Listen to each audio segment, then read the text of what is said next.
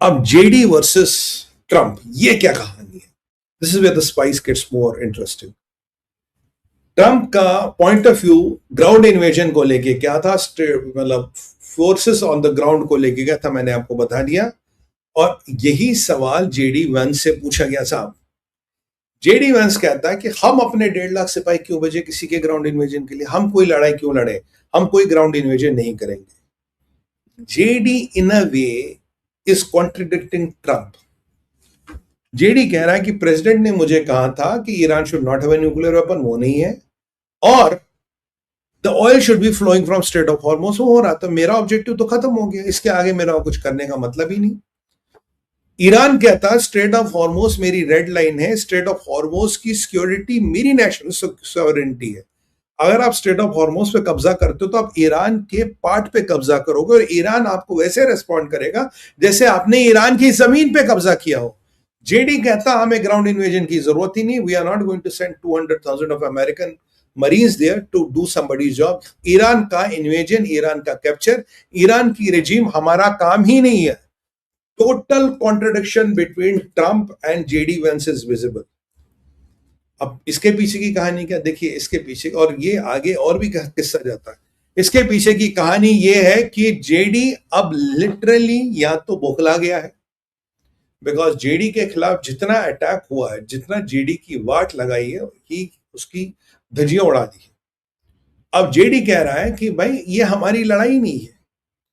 इन अ वे JD कह रहा है ये तो इसराइल की लड़ाई है, ईरान की रेजिम को डिसमेंटल करना इसराइल का काम है, इसराइल के इंटरेस्ट की बात है, we have nothing to do with, हमारी लड़ाई नहीं है। हमारा काम था न्यूक्लियर बम न बना, पेट्रोल हार्मोज चलता रहा, बन गया। पर जेडी ये नहीं जानता कि जिस दिन ईरान के पास 10,000 किलोमीटर वाला मिसाइल आ गया और न्यूक्लियर बम आ गया, सबसे पीछे अमेरिका पे ही डालेगा।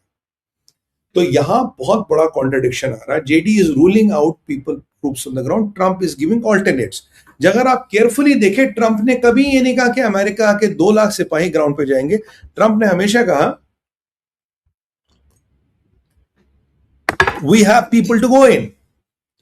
जेडी अपने बॉस को टोटल डिफाई कर रहा है। इसके 2 रीजन, एक तो या तो जेडी का सारा पॉलिटिकली डूब चुका है, या JD is trying to be that American captain America जो अमेरिका को बचा रहा है। ये अमेरिका की लड़ाई नहीं है, why should America fight it, you know, after WD weapons of mass destruction and all, lot of things came in. ये अमेरिका की लड़ाई नहीं थी, अमेरिका वहां क्या कर रहा था, इत्यादि इत्यादि। So is trying to be the saviour of the America, जिसने अमेरिका को बचाया, जो अमेरिका के हितों के लिए सबसे बड़ी शक्तियों से भिड़ गया, and you know all that, ये सब वो करना चाहता है।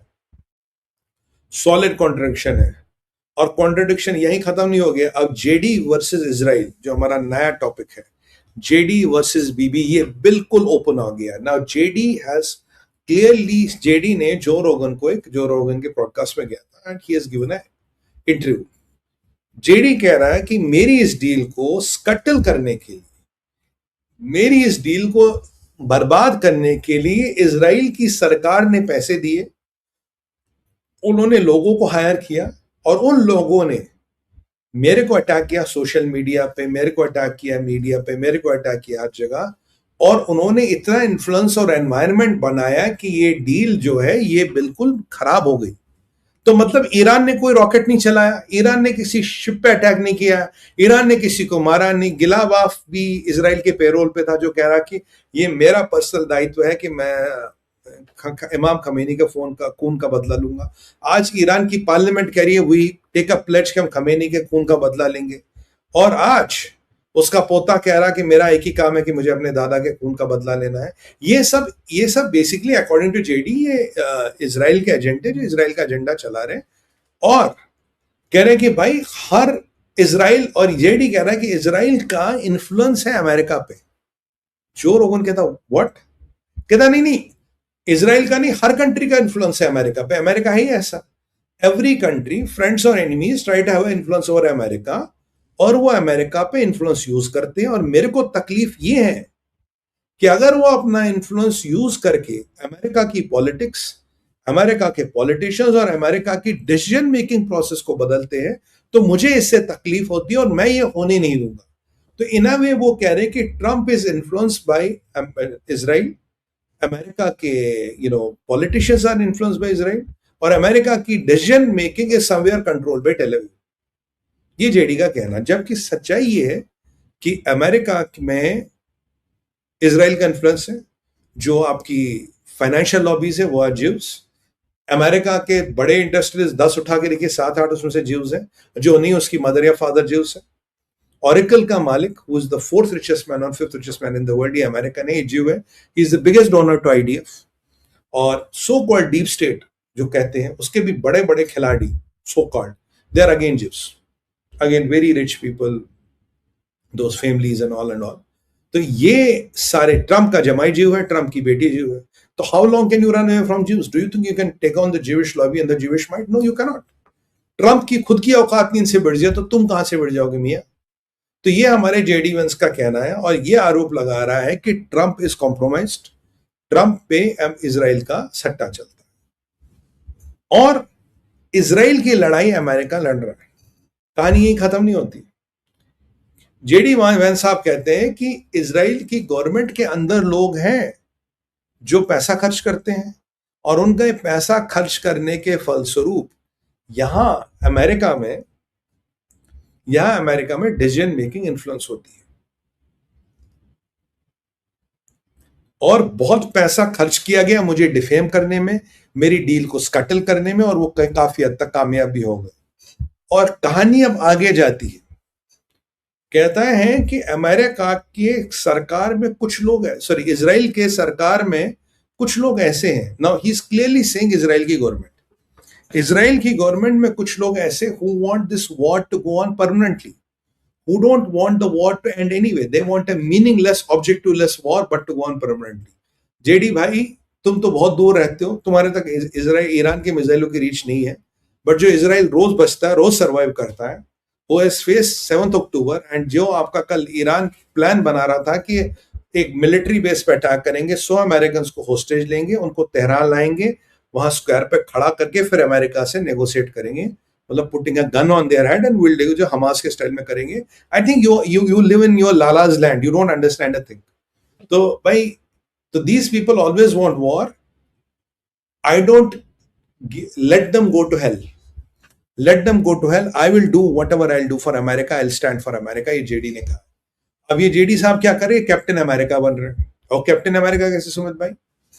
देखिए, जब इंडिया की ट्रेड डील हुई तब ये समाचार आया था, JD tried best to stop the deal. Tucker Carlson का इंपैक्ट था, चाइना, पाकिस्तान, वेस्टेड इंटरेस्ट, और लुटनिक, और पीटर नवारो तब से दिखाई नहीं। They tried to stop the deal, they even influence Trump's decision making process. Trump ने वो रियलाइज किया, उसने अपने best friend, one of his good friends, जो इंडिया का एम्बेसडर, उसको भेजा, उसके बाद चीजें चलने लगी। अब ना वो deal with America is almost done.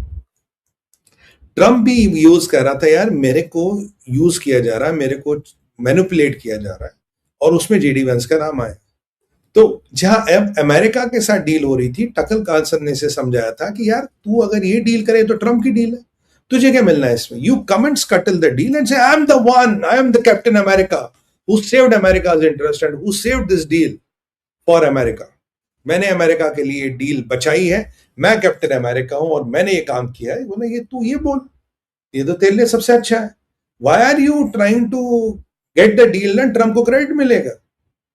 अगर डील स्कटल होती, will be seen as American saviour. Trump का तो इलेक्शन है नहीं अगली बार, ही कैन नॉट फाइट, तेरे पास तो इलेक्शन है।